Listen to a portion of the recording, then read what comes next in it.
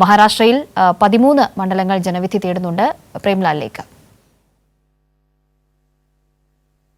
കാവ്യ, ലോക്സഭാ തെരഞ്ഞെടുപ്പിന്റെ പ്രചരണ പരിപാടികൾ സംസ്ഥാനത്ത് അവസാനിച്ചു. ഇന്ന് നിശബ്ദ പ്രചരണമാണ്. നാളെയാണ് മുംബൈ അടങ്ങുന്ന 13 മണ്ഡലങ്ങൾ സമ്മതിദാനത്തിന് വോട്ടെടുപ്പ് നടക്കുന്നത്. മുംബൈയിലെ 6 മണ്ഡലങ്ങൾക്ക് പുറമെ താനെ, കല്യാൺ, ഭീവണ്ടി, പാൽഗർ, നാസിക്, ബിണ്ടോരി, ധുലെ എന്നീ മണ്ഡലങ്ങളാണ് നാളെ വിധി എഴുതുക. അവസാനഘട്ട പ്രചരണത്തിന് പ്രബല മുന്നണികൾക്കായി പ്രധാനമന്ത്രി നരേന്ദ്രമോദിയും ഡൽഹിയിൽ നിന്ന് അരവിന്ദ് കെജ്രിവാളും എല്ലാം പങ്കെടുത്തിരുന്നു. ഒരുപക്ഷെ മോദിയുടെ റാലിയിൽ മഹാരാഷ്ട്ര നവനിർമ്മാൺ സേന രാജ് താക്കറെ ആദ്യമായി പങ്കെടുത്തതും കഴിഞ്ഞ ദിവസമാണ്. ശിവസേനയുടെ തട്ടകമെന്ന് വിശേഷിക്കുന്ന മുംബൈയിൽ യഥാർത്ഥ ശിവസേന ഏതെന്ന് വ്യക്തമാകുന്ന ഒരു വിധിയെഴുത്തു കൂടിയായിരിക്കും നാളെ നടക്കുക.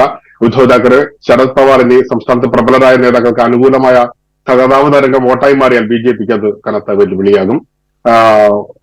മറാഠ, ദളിത് വോട്ടുകളിൽ നല്ലൊരു വിഭാഗം ഇന്ത്യ സഖ്യം പ്രതീക്ഷിക്കുന്നുണ്ട്. കൂടാതെ മുസ്ലിം വോട്ടുകളും നിർണായകമായിരിക്കും.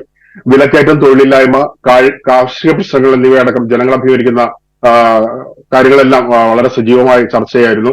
അതുകൊണ്ട് തന്നെ ഇക്കുറി രാഷ്ട്രീയത്തിന് അതീതമായ ഒരു നിഷ്പക്ഷ വോട്ടുകൾ തന്നെയായിരിക്കും നിർണായകമായി കാണാൻ കഴിയുക.